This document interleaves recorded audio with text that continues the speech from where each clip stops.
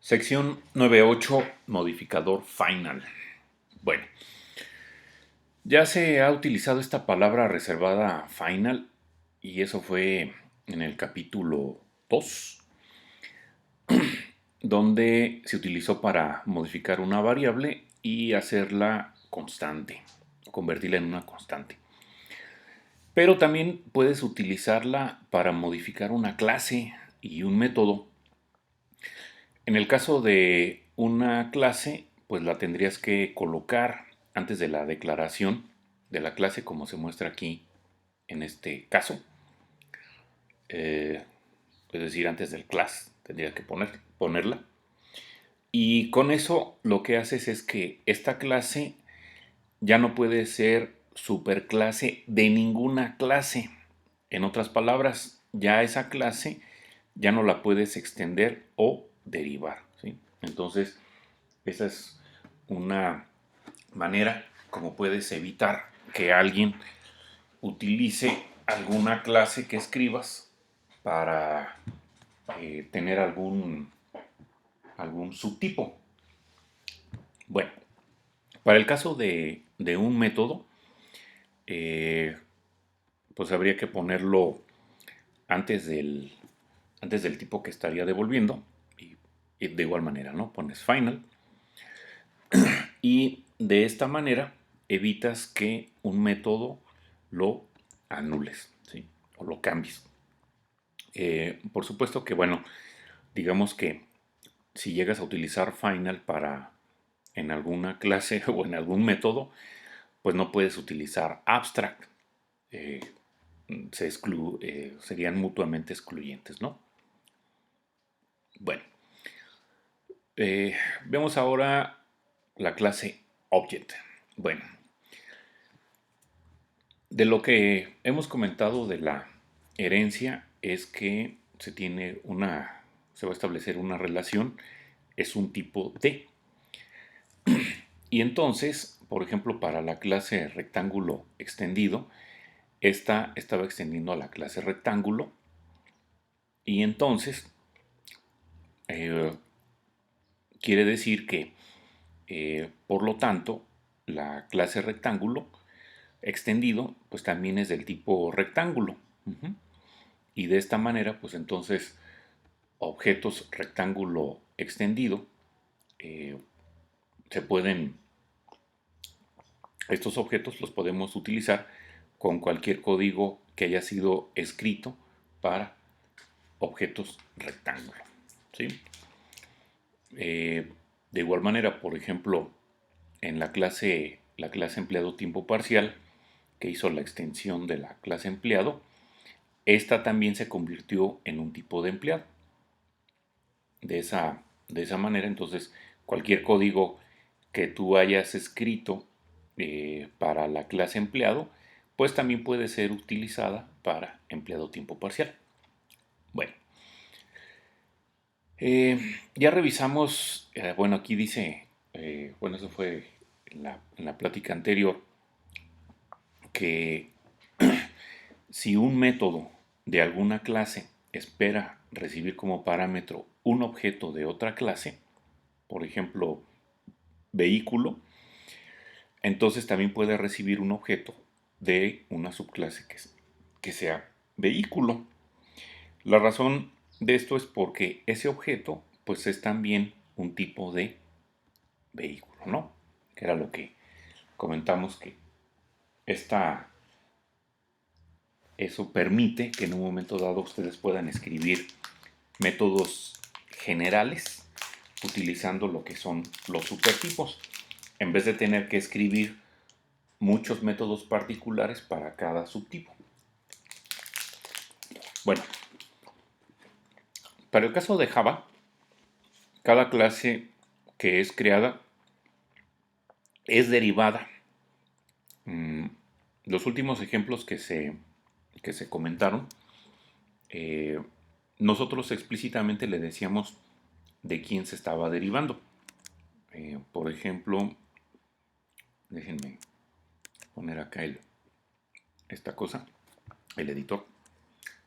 Mm, por ejemplo, cuando voy a limpiar la pantalla. Cuando vemos la clase empleado tiempo parcial o tiempo completo, cualquiera de las dos,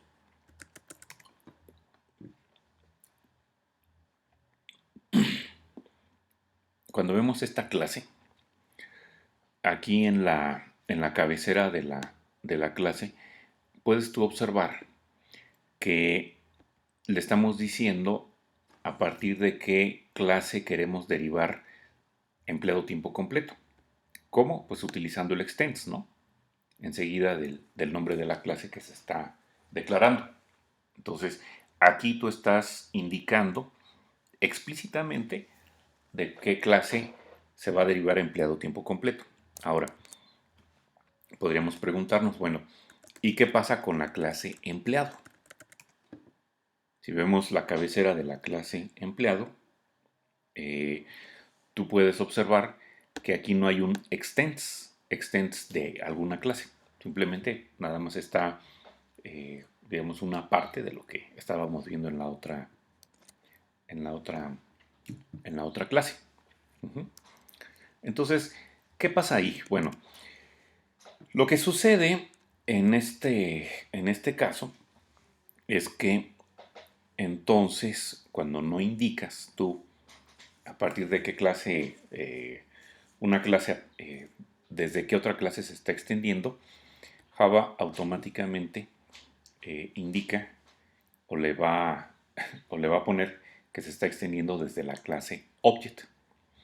Y por lo tanto, entonces podemos decir que cada objeto que hay en Java, pues es realmente pues, un tipo de Object por esta relación jerárquica, ¿no?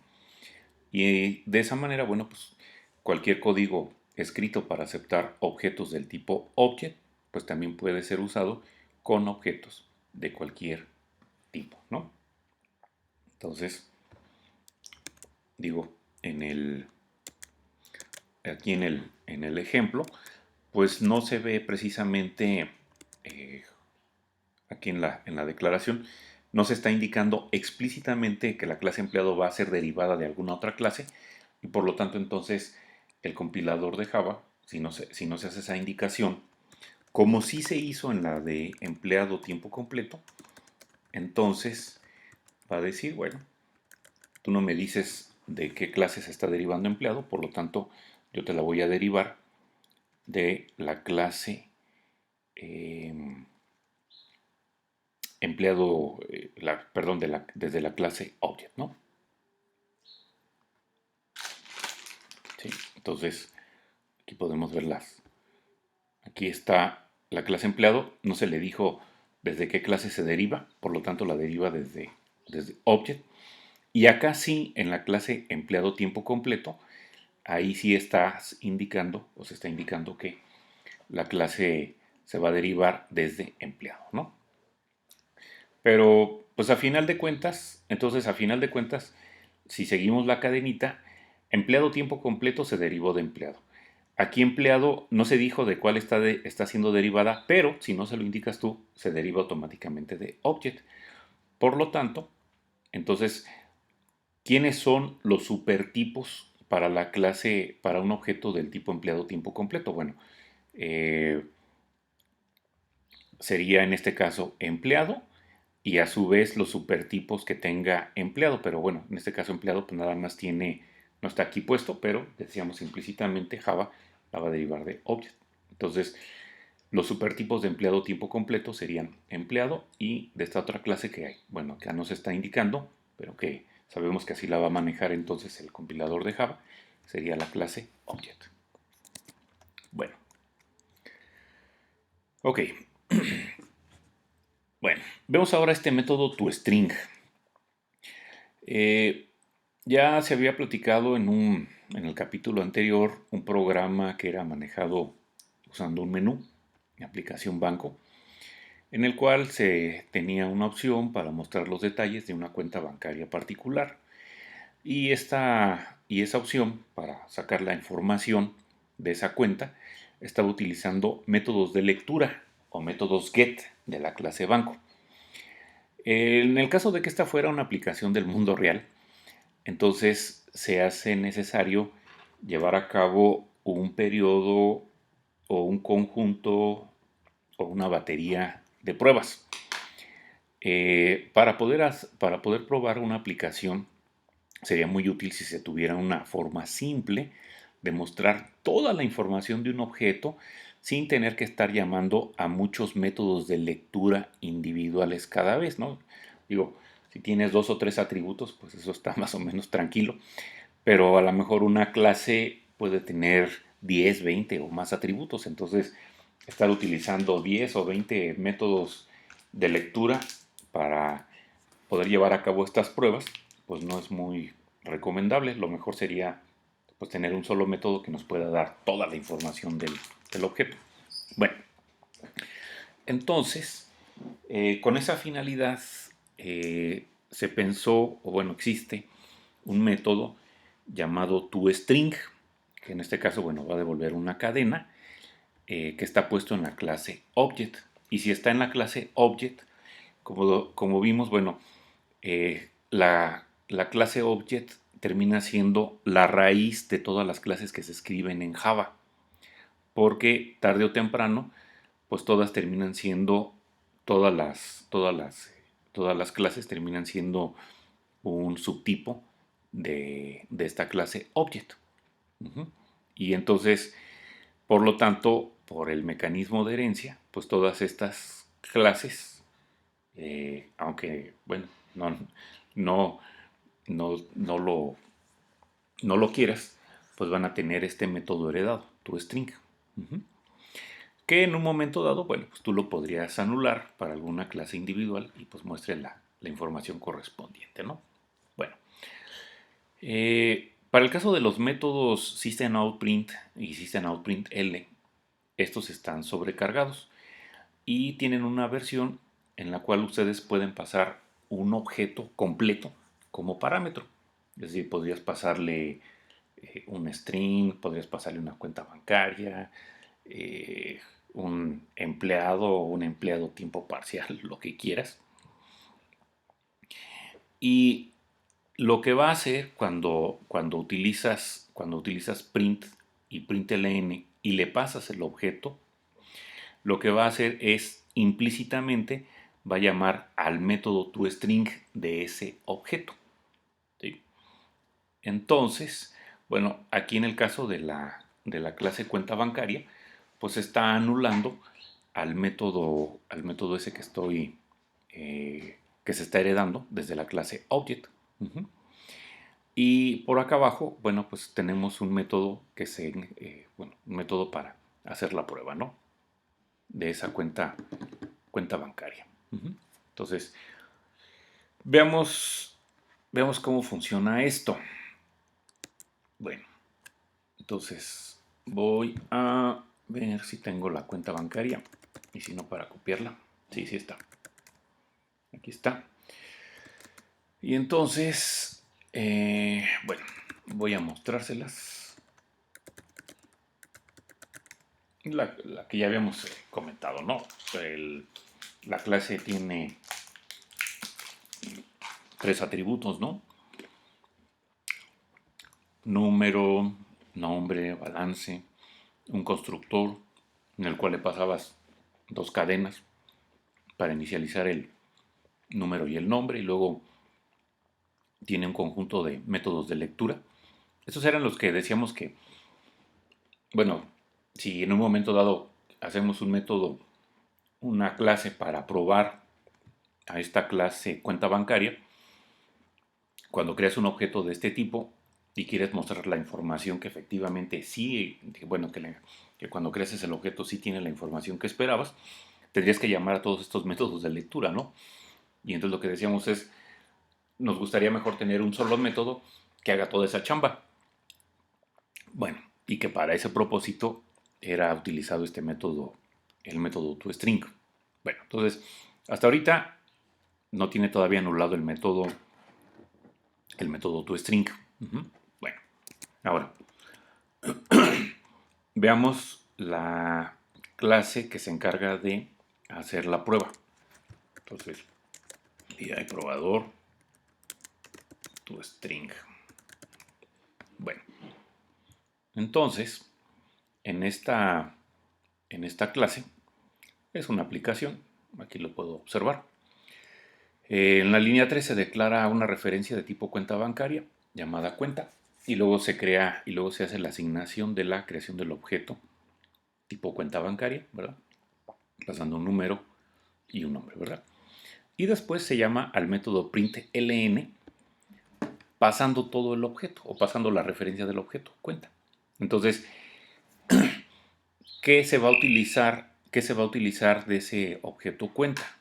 Bueno, eso ya cuando lo está compilando Java, para ella sería equivalente a que ustedes hubieran escrito esto, a hacer una llamada del método toString. Y ese método toString aparece en todos los objetos que sean creados en el, bueno, utilizando Java, porque a final de cuentas todos tienen como supertipo a la clase Object. Y en la clase Object está definido el método toString. Bueno, veamos qué pasa si yo ejecuto este programa todavía sin anular en la clase cuenta bancaria el método toString. Entonces voy a guardar y a salir y voy a pasar a compilar esta clase, probador toString. Entonces, aquí estoy compilando.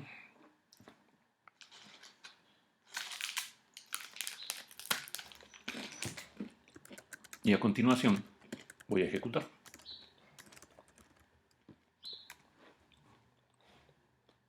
¿Mm? ¿Qué me mandó? ¿Qué me mandó como resultado de la llamada al método println con el objeto cuenta? Pues me está mandando esta información. Digamos, esto es lo que hace el método toString original, o el que está puesto en la clase Object, que es mostrarte el tipo del objeto, es cuenta bancaria, luego ahí utiliza un separador que es el arroba, y enseguida te pone lo que es la referencia de ese objeto. Por supuesto que, bueno, si yo estoy probando la clase cuenta bancaria, pues bueno, una información como esta, pues no me es muy relevante. Lo relevante sería que te dijera quién es el empleado, cuál es el número y cuál es su saldo, ¿no? Entonces, para hacerlo, lo que tendré que hacer entonces será poner un código que anule el método toString que viene de la clase Object en la clase cuenta bancaria. Entonces ahora voy a editar nuevamente cuenta bancaria.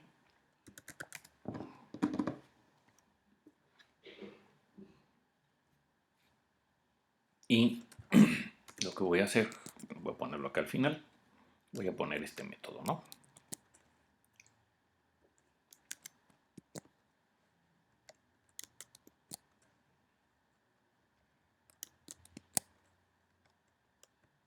Ya está.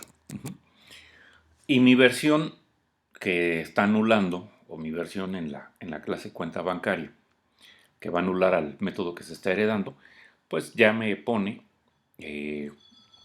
o va a devolver en este caso una cadena que va a llevar la literal nombre, saca el atributo nombre, pone un salto de línea, pone una cadena literal número 2 puntos, le pega, le concatena el atributo número, luego pone otro salto de línea, pone la cadena literal balance 2 puntos y llama al atributo balance, ¿sí? Entonces, para poder anular a este método, necesitamos entonces que indicarle que va a devolver una cadena, ¿sí? Entonces, voy a guardarlo y voy a compilar.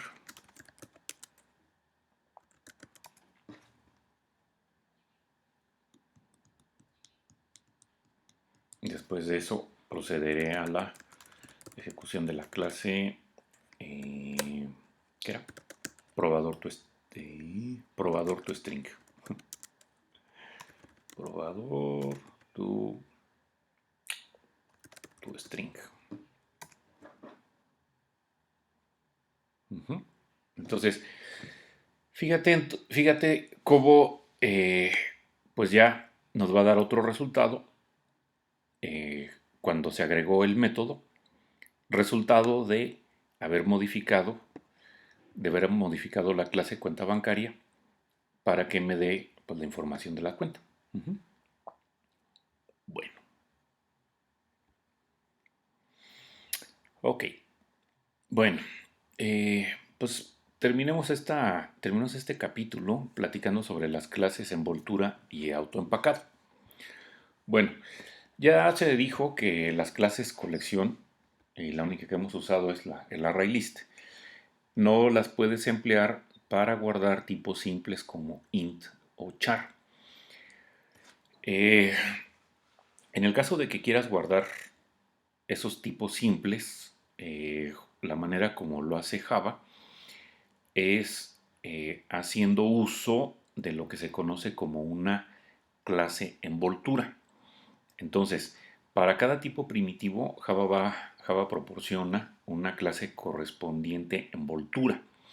Y el nombre de esa clase es similar, o en algunos casos, bueno, es similar al tipo básico, con la salvedad de que bueno, la mayoría van a iniciar, bueno, perdón, todas van a iniciar con letra mayúscula.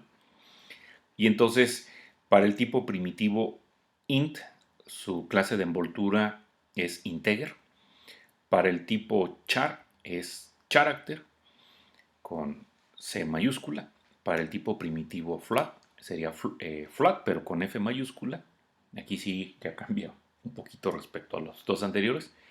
O para double sería double con D mayúscula. Bueno, se les denomina envolturas porque pues precisamente hace este proceso de envoltura usando una clase para ese tipo básico. Entonces, un objeto de la clase integer pues, va a estar guardando un entero y un objeto de la clase character pues va a guardar un char y así sucesivamente, ¿verdad? Además de esa eh, facilidad que dan estas clases de envoltura, bueno, pues también tienen algunos otros métodos que serán revisados después. Bueno, entonces, si yo quiero eh, utilizar una clase colección para manejar una lista de enteros, entonces tendré que utilizar a la clase envoltura integer de esta manera. Entonces, aquí viene la declaración del array list y después entre menor y mayor que le estás diciendo el tipo de referencia que va a manejar, integer. Ojo, aquí no puedes poner el tipo simple, aquí no puedes poner un int o un char.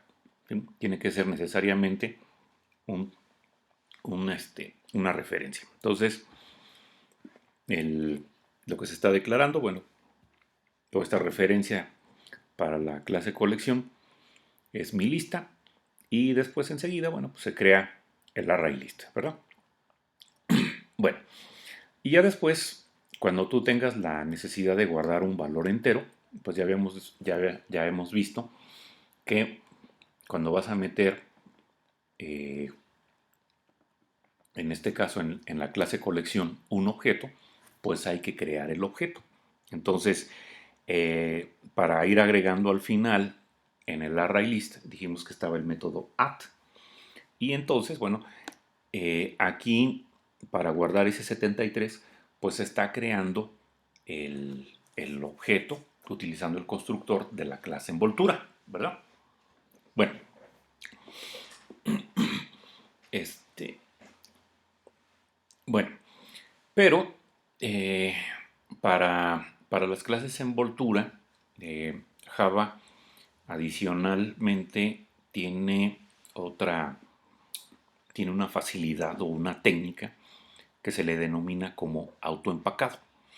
Y este autoempacado lleva a cabo una conversión automática de un tipo primitivo, como es el 73, a un objeto de la clase de envoltura apropiada.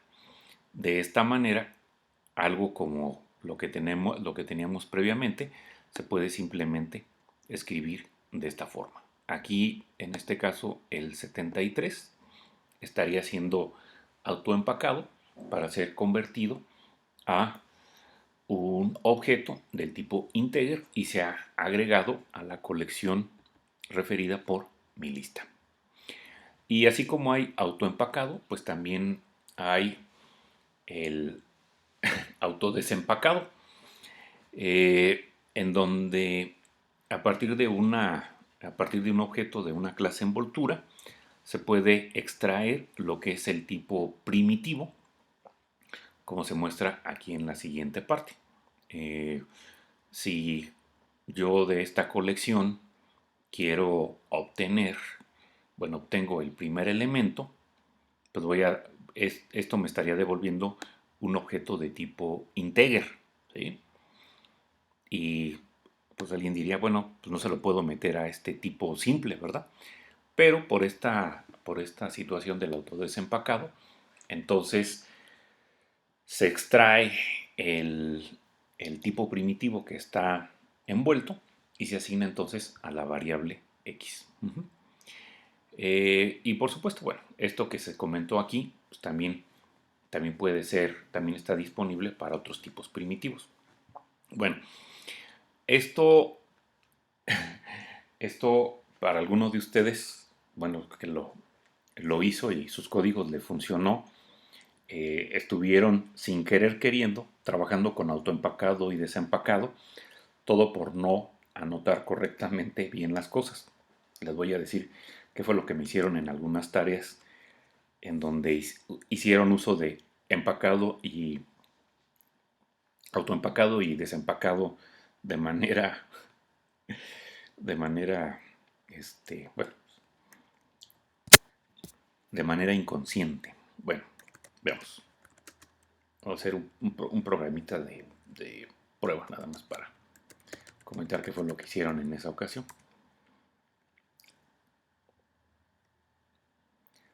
Bueno, entonces lo que hicieron fue algo así. Vamos a pensar. Public class y vamos a crear la clase prueba. Luego pusieron su método main, public static void main. Así, ¿no?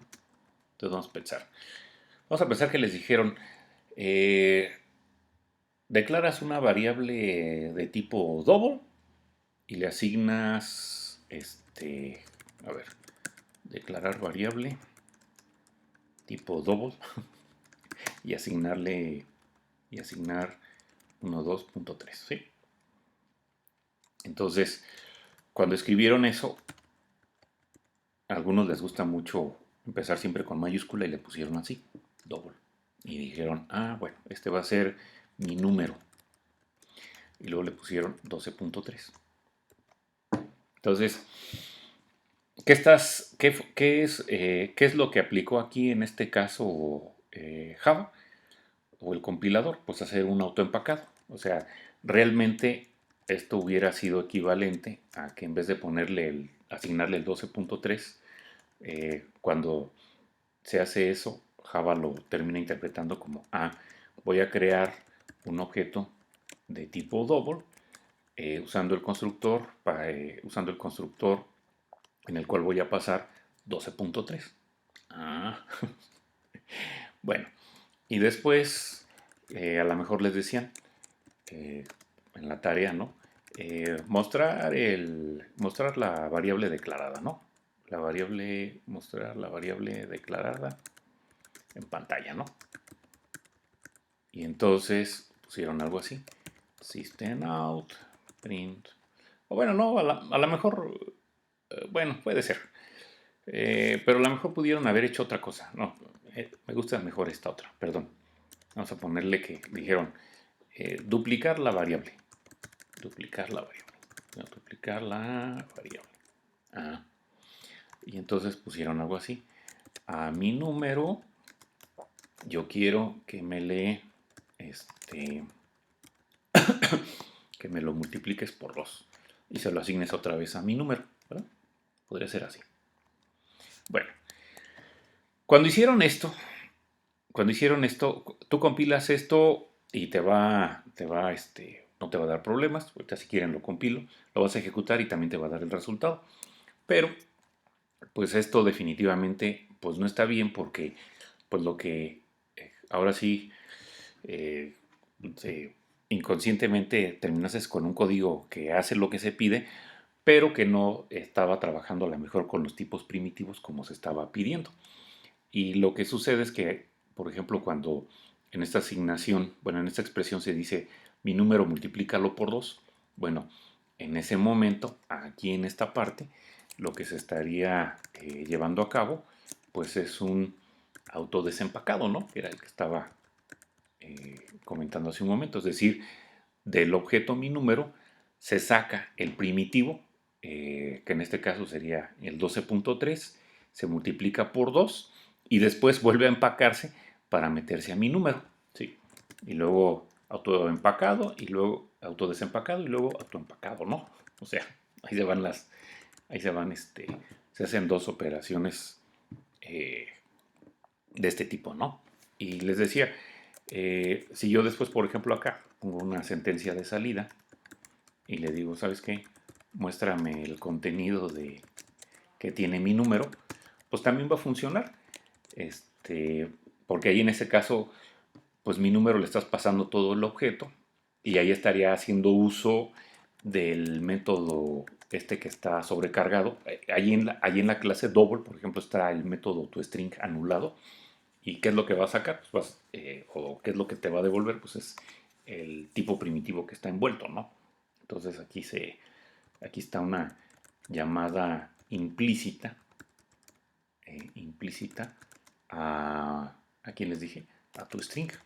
Este método que les digo está en la clase object, ¿no? Entonces, bueno, si yo compilo todo esto, pues va a funcionar sin problema, ¿no?